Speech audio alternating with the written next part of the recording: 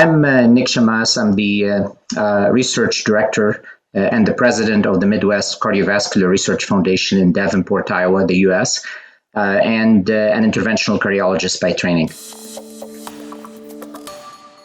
So the FLEX VP device, or the longitudinal micro-incisional device, is a vessel prepping device. Like any vessel prepping, has one purpose really, is to improve the acute procedural results by reducing bailout stenting and improving the gain in the minimal luminal diameter, minimal luminal area of the vessel. The idea is to support the concept of leaving the least behind, essentially stenting, and minimize the long-term amount of metal in a patient's vessels, following treatment. So the study itself is a prospective study that enrolled 17 patients or 20 limbs in a consecutive way. FLEX VP plus angioplasty was done in 10 patients, followed by angioplasty alone by another 10 patients.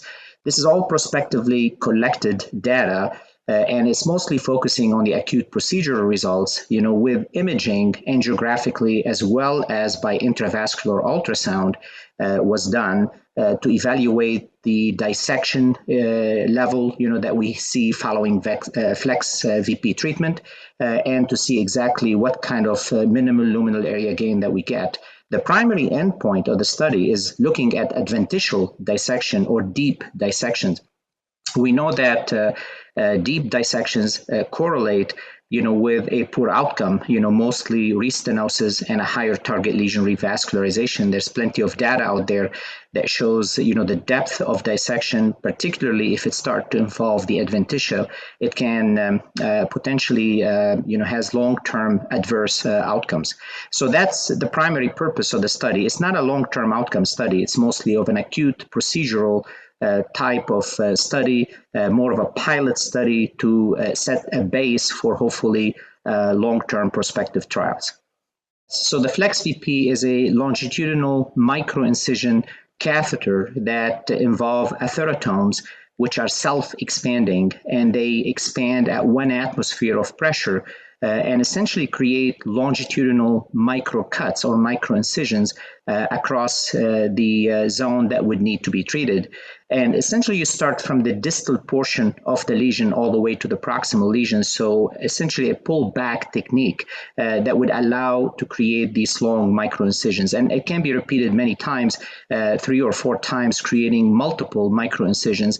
And hopefully, by doing this, you're reducing the tension in the vessel and improving its compliance, so you have a better controlled expansion of that vessel wall when you follow this with balloon angioplasty.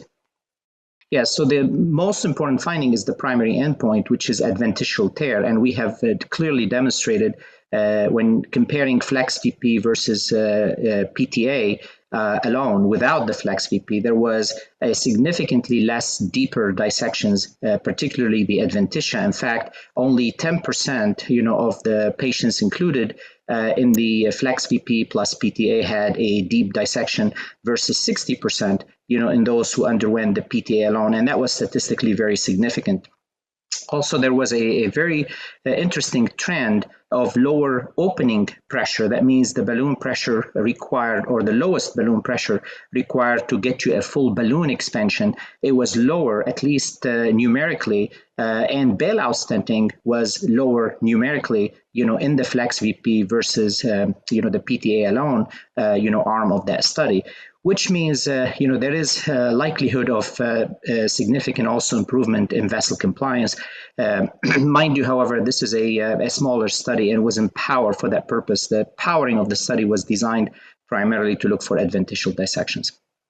Yeah, I think this is an important finding, that this is a true vessel prep device that does not involve debulking. It's very easy to use and has potentially very important long-term outcome by minimizing the deeper dissections. So nowadays, as people using less drug-coated balloon because of all the potential warnings that have been associated with this, maybe minimizing adventitial dissections will carry some good long-term outcome, possibly without the use of a drug-coated balloon. That's something that we hope to prove in prospective trials down the road.